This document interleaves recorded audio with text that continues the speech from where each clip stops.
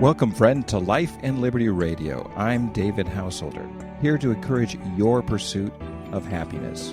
You and I are partners, exploring our shared spiritual journeys. Together, we're dreaming and working for a free society.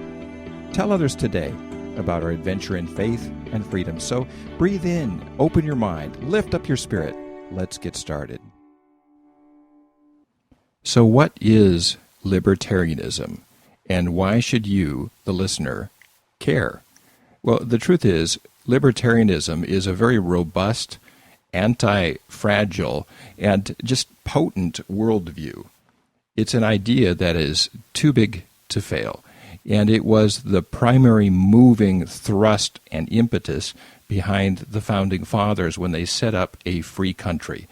And the truth is, since about 1913, we've been losing that one piece at a time, one day at a time, to the point where it's really debatable as to whether or not we still have a free country.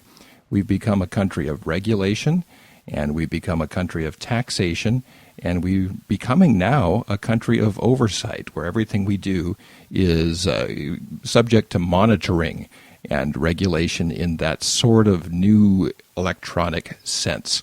And we need to guard our privacy, we need to guard our freedom, because that was the vision of the founders. And that has been challenged by what I call stateism. They call it liberalism. It's really not. It's the idea that the state does a better job of everything. We have a problem? Well, the government should do something about that. If there's poverty, government should fix it. If we have social strife, government should fix it. Government should teach us to be better people. Well, the truth is, the government is going to teach us to be people true to the government. And that's not exactly what a free society does. The government now has a monopoly, for instance, on schools, on public schools.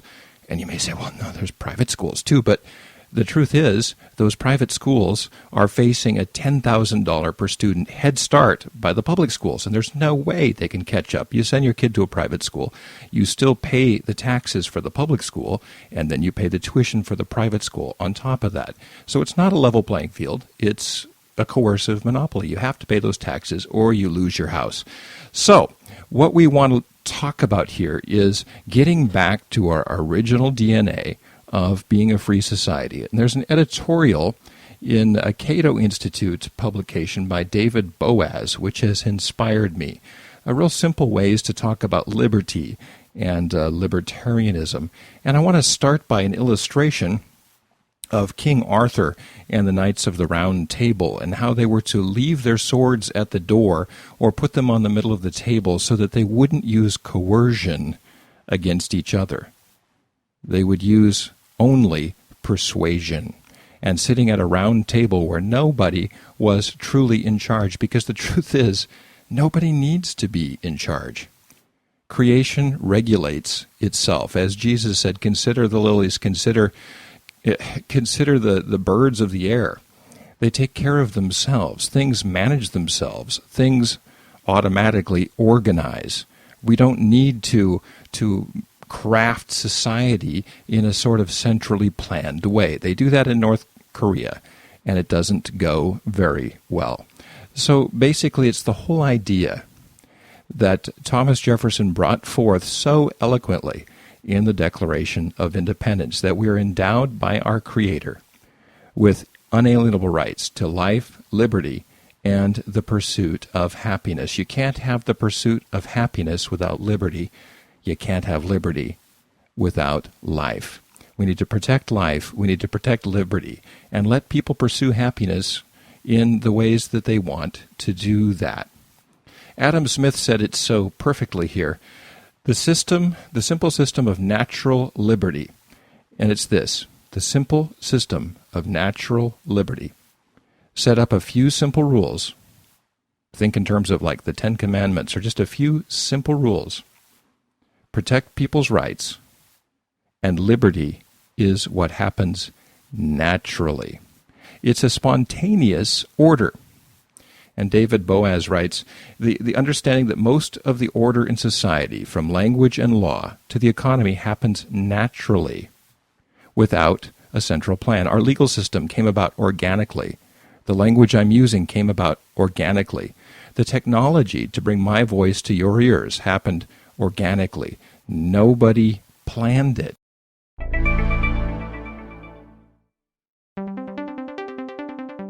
For the trend lines behind the headlines, listen daily to The Bottom Line on KBRT in Los Angeles, KCBC in San Francisco, KBRT740.com, worldwide live streaming. California's voice for life and liberty.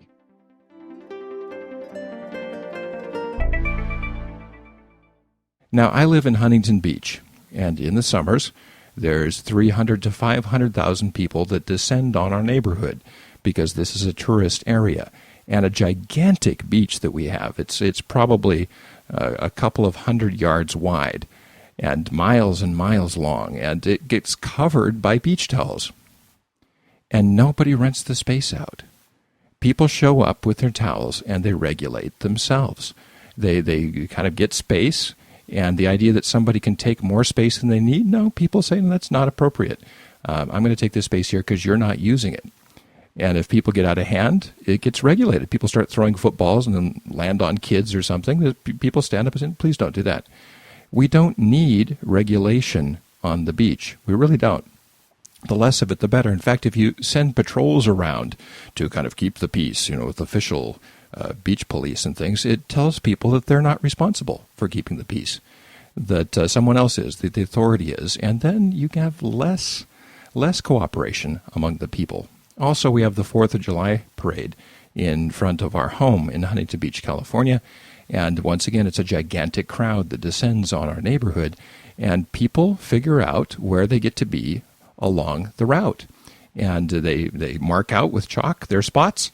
And if they take too much, somebody else says, no, you really can't have that. Or no, you can't put that in front of my house. This is my house. I've bought this, and I'm going to look at the parade from my house.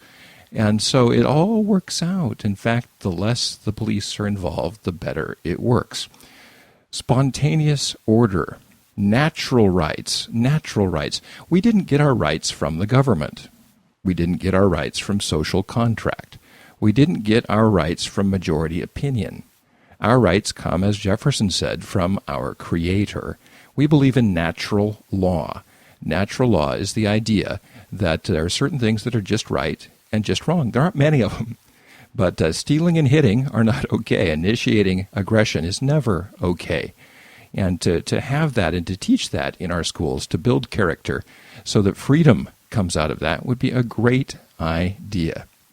And also the idea of limited government, the political system that protects our rights without infringing on our freedom.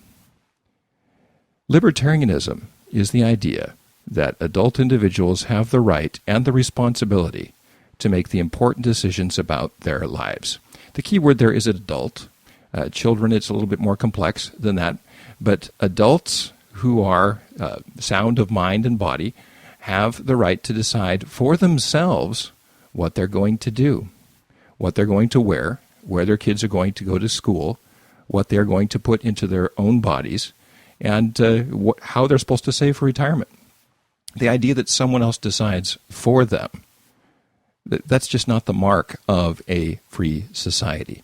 So I am a person who believes in a free society, and I believe that it's the natural way to be. And I believe that it's going to happen at some time because it's an idea that's too big to fail. Well, that's all for today on Life and Liberty Radio. Thanks so much for sharing this part of your spiritual journey with me. Now, the views on this program are not necessarily those of my advertisers, sponsors, places I work, or do business with. They're purely my own, but I'm sharing them with you, so share your ideas with me. Write me on Twitter at Liberty House, LIBERTYHOUS, no E. Until next time, let's continue dreaming and working for a free and spiritually grounded society.